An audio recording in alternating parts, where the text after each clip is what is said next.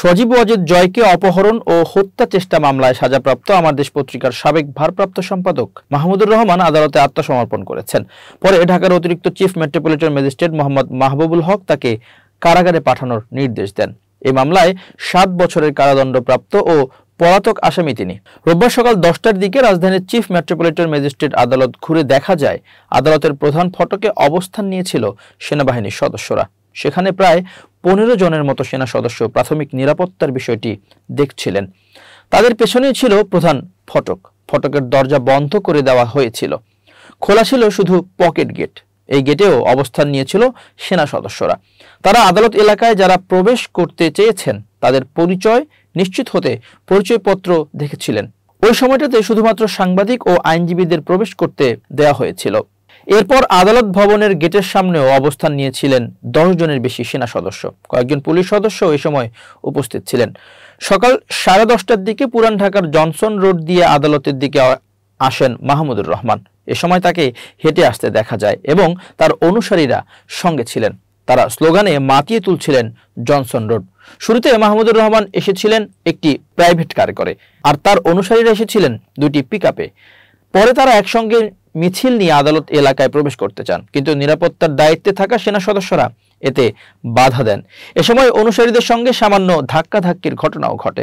এরপর মাহমুদুর রহমান অনুসারীদের নিয়ে চিফ জুডিশিয়াল ম্যাজিস্ট্রেট আদালতের গেট দিয়ে প্রবেশ করেন। পরে চিফ জুডিশিয়াল ম্যাজিস্ট্রেট ভবনের 4 তলার সংযোগ সড়ক দিয়ে chief metropolitan magistrate Mohammad Mahbubul হকের আদালতে প্রবেশ করেন তিনি। বেলা 11:15টায় আদালতে আত্মসমর্পণ করেন।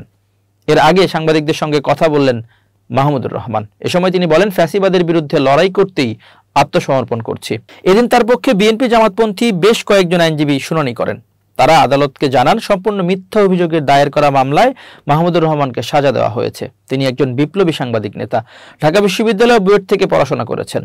একসময় সাবেক প্রধানমন্ত্রী খালেদা জিয়ার উপদেষ্টা ছিলেন, বিনিয়োগ বোর্ডের সাবেক চেয়ারম্যানও ছিলেন তিনি প্রতিজ্ঞা করেছিলেন ফ্যাসিস্ট সরকারের আমলে আদালতে জামিন নেবেন না। গত শুক্রবার দেশে ফিরে দেশের প্রচলিত আইনের প্রতি শ্রদ্ধাশীল হয়ে তিনি আজ আদালতে আত্মসমর্পণ করতে এসেছেন। এ সময় তাকে কোনো কথা বলতে দেখা যায়নি। জনাকীর্ণ আদালত কক্ষে আসামির ডকে দাঁড়িয়েছিলেন মাহমুদুর রহমান।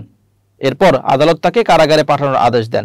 সেই সঙ্গে কারাবিধি অনুযায়ী তাকে ডিভিশন দেওয়ার আদেশ দেওয়া হয়। বেলা 11:25 কড়া নিরাপত্তায় প্রিজন ভ্যানে করে তাকে আদালত থেকে কারাগারে পাঠানো হয়। এদিকে তার আইনজীবী মাসুদ আহমেদ তালুকদার জানিয়েছেন, রাজনৈতিকভাবে নয় বুদ্ধিভিত্তিক পথেই এই মামলা মোকাবেলা করবেন সাংবাদিক মাহমুদুর রহমান।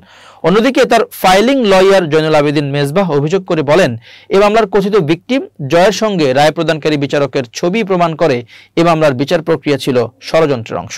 মাহমুদুর রহমানকে দমানোর জন্য কাল্পনিক অভিযোগে দায়ের করা মামলায় সাজা দেওয়া হয়। আমরা আজকের আদেশের পূর্ণাঙ্গ কপি পেলেই উচ্চ আদালতে আপিলে যাব। আশা করছি শীঘ্রই তিনি কারামুক্ত হবেন।